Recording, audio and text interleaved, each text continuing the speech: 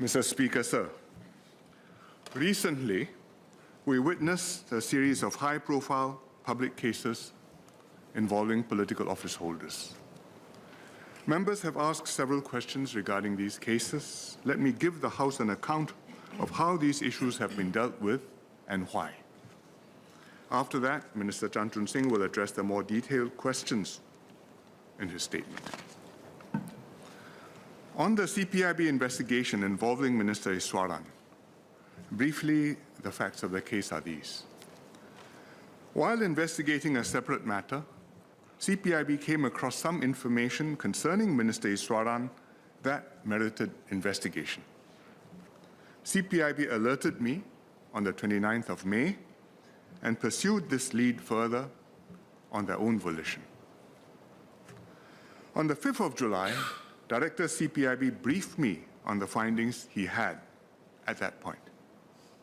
He told me that CPIB would need to interview Minister Iswaran to take the investigation further, and he sought my concurrence to open a formal investigation. I gave my concurrence the next day, the 6th of July. On the 11th of July, Minister Iswaran was brought in by CPIB and subsequently released on bail.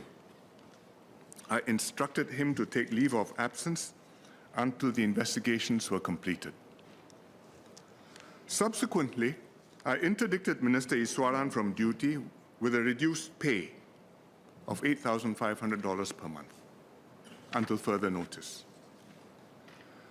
Such incidents involving ministers are rare, and there's no rule or precedent on how to effect an interdiction on a political office holder.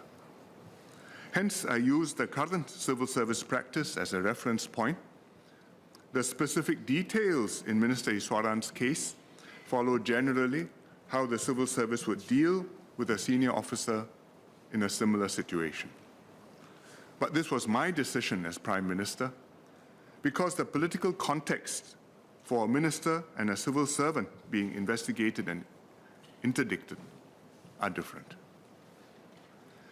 I should point out that CPIB investigations are still ongoing. I'm unable to provide more details on the case so as not to prejudice the investigations in any way. I ask members of this House and the public to refrain from speculation and conjecture. We must allow CPIB to do its work to investigate the matter fully, thoroughly, and independently. When the investigation is completed, CPIB will submit its findings to the Attorney General's chambers, which will decide what to do with them.